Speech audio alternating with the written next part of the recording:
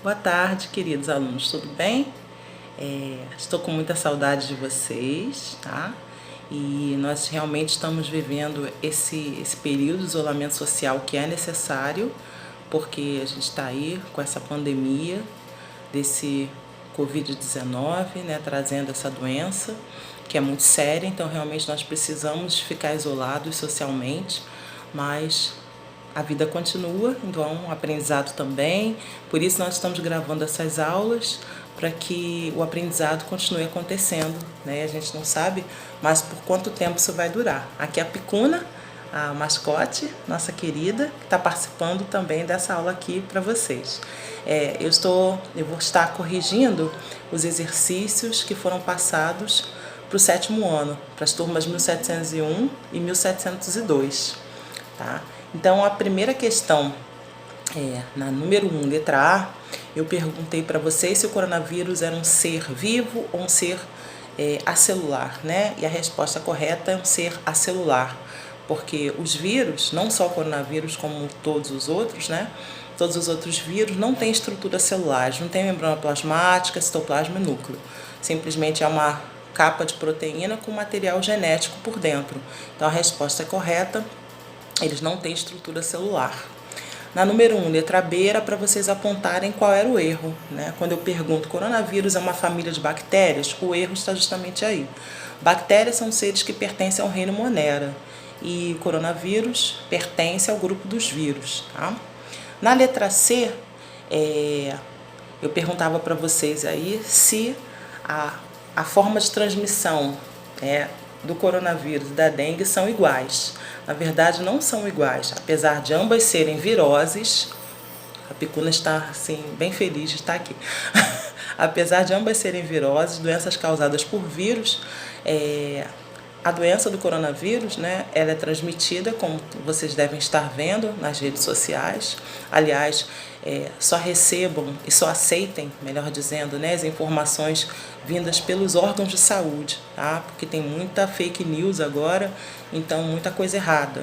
Então, a transmissão do Covid-19, né, a doença do coronavírus, é feita através das secreções que saem do nosso nariz, né, do nosso catarro, a secreção nasal, a secreção oral, ou seja, que sai através da saliva, que isso pode contaminar as nossas mãos, né? Então, através dessas secreções, se eu, por exemplo, eu não proteger o meu rosto, né, o meu nariz e a minha boca na hora que eu estiver tossindo ou espirrando, eu posso contaminar as minhas mãos e posso tocar num objeto, uma outra pessoa toca naquele objeto e se contamina. E eu posso apertar as mãos de uma pessoa, a pessoa pode receber o vírus, né, através desse aperto de mãos, e aí toca nos seus olhos, no nariz ou na boca e também se contamina. Então, a transmissão dessa doença do coronavírus, né, causada pelo Covid-19, é através de espirro, tosse, aperto de mão e objetos contaminados que possam ser compartilhados. A dengue já é uma virose diferente que é transmitida pela picada do mosquito Aedes aegypti, tá? Aí a cachorrinha agora quis dar uma volta, tá deitada aqui no meu colo.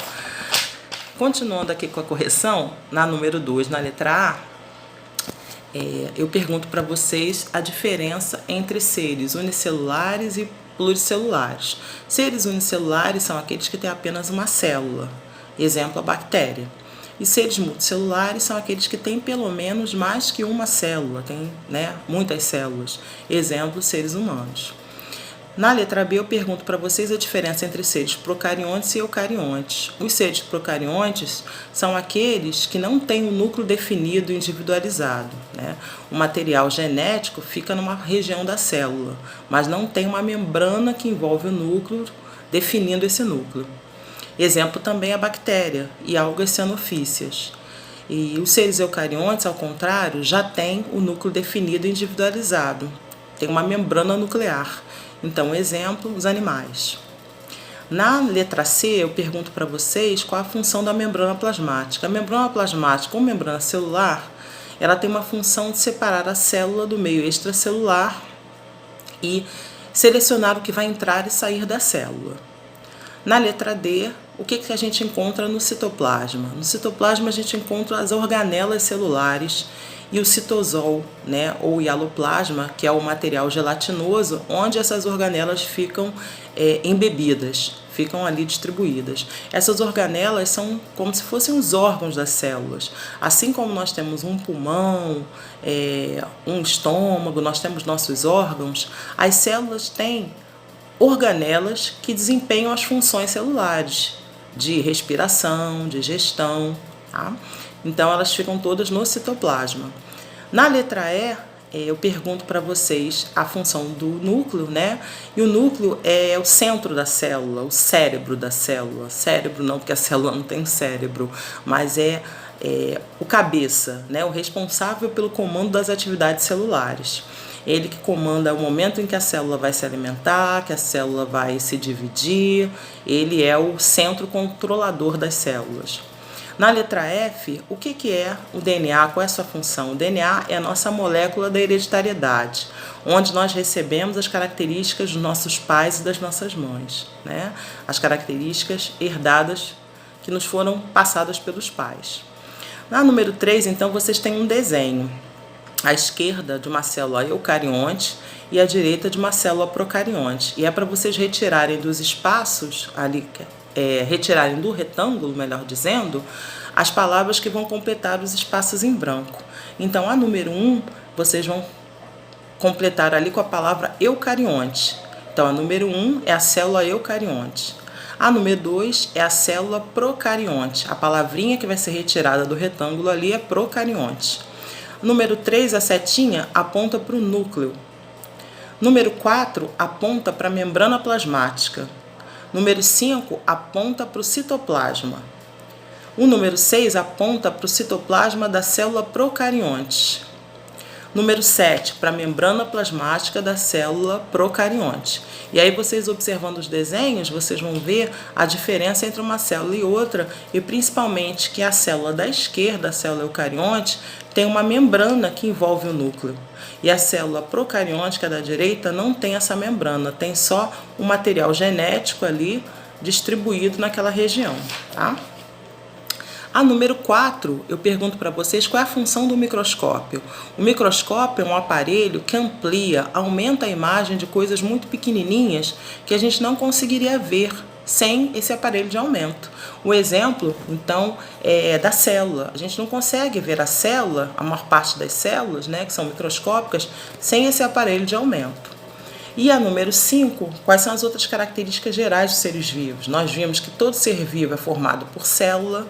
Vimos também que a outra característica do ser vivo é a necessidade de alimento, então ele faz a nutrição, e aí ele pode ser autótrofo, se ele produzir o próprio alimento, ou heterótrofo, se ele consumir o alimento já pronto.